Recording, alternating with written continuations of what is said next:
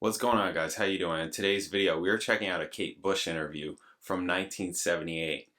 This interview is from March 1978, which is a month after her first album, The Kick Inside, came out, which is wild. We're going to check this out. Pretty excited about this. I wasn't sure what I was going to find on her, and I'm excited that I found this. Very cool. If you're new here, please subscribe, check out my videos, all kinds of videos, reaction videos, bass videos, music videos. Check out if you like the channel, all kinds of ways to support the channel. You can hit super thanks underneath this video. You can hit me direct in the description. I got PayPal, Cash App, Venmo, Amazon wishlist, mailing address, and I do donation requests just like this one.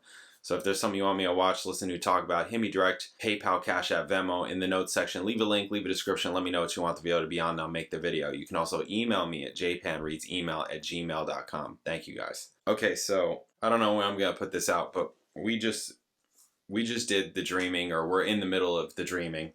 I have not heard the first album, but I wanted to check this out anyways.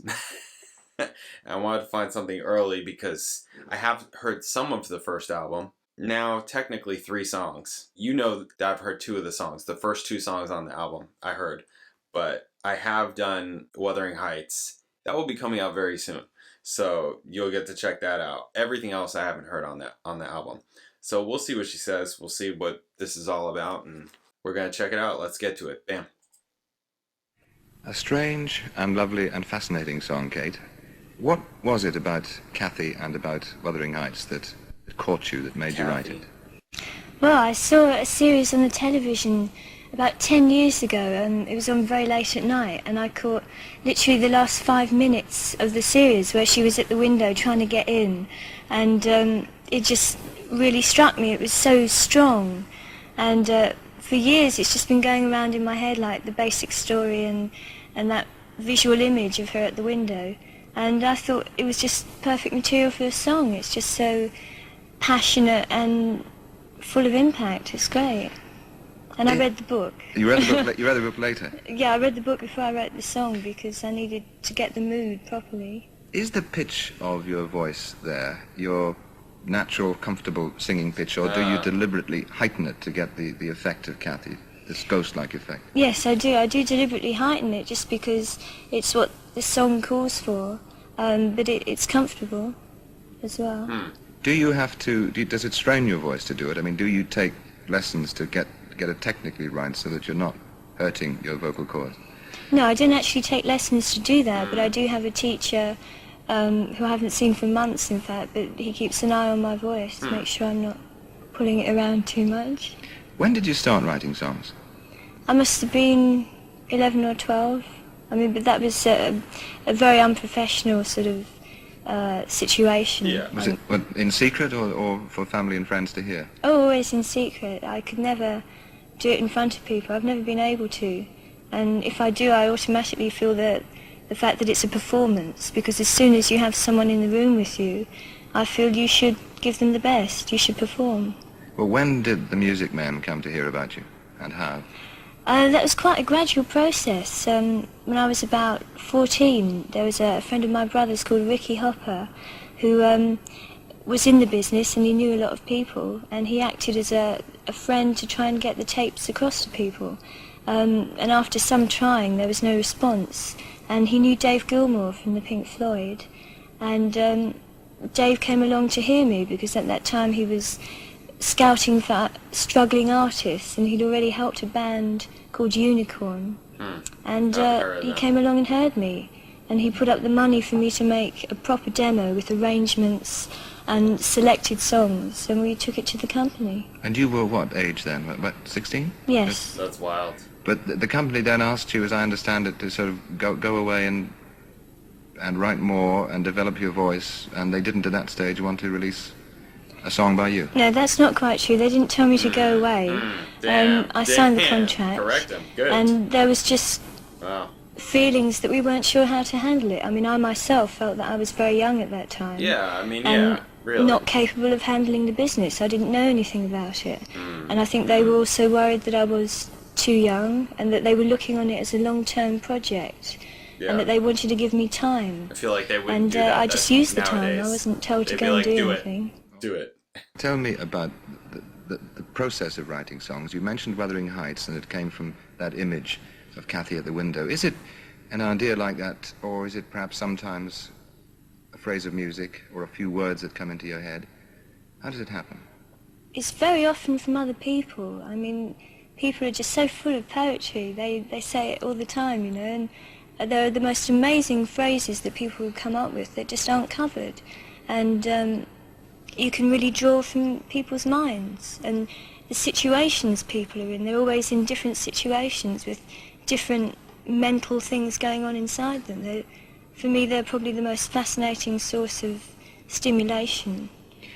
Some of your songs, there are love songs on the album, of course, some of them straightforward, explicit love songs, but there are dreams there too, and there are fantasies there too, and I wondered if you feel that there is a general direction in which you're moving in the songs that you write. I like to think there is a direction, but it's only the fact that I'm connected with it, and the piano is. I like to feel that otherwise I'm free to move, and I feel that you shouldn't plan yourself a direction, you should just move in a line, and hopefully a straight line.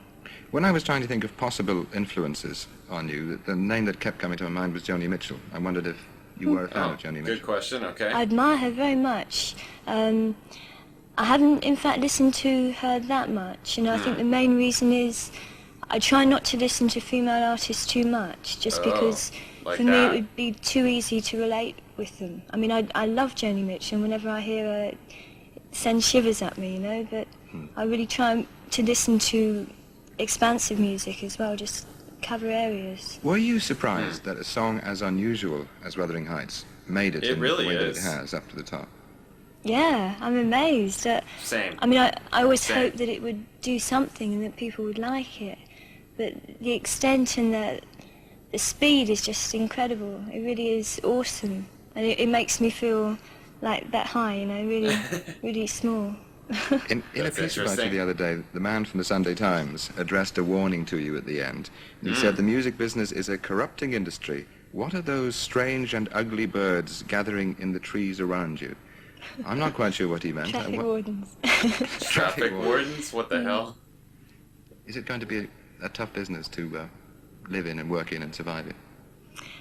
It's hard to say. I think you can make it tougher for yourself, but I think you can make it easier for yourself as well. It's like any business. It's how you take it. And I think really in a lot of ways I'm very privileged to be put in situations that I'd never ever have the chance of being in. I mean, like seeing a studio, you know, or meeting people I'd never meet. It's at that age, very for privileged. Sure. It's very nice for us to meet you. Thank you, Kate, for talking That's to cool. us. Thank you. Cool. Very cool. Wow. Wow. Yeah, very cool. Can't believe that I found this. That this is like on here. But, you know, it is 1978, so it's not like the early 70s, you know, like some of that stuff is a lot harder. And usually just audio, if at all, right? So, very cool. Yeah, really cool. Yeah, so I have heard Wuthering Heights. It's not out yet. I'm not going to say more about it, you know, aside from I know I said same, because it is. It's a super interesting, unique song. I'll leave it at that. Nice. Great.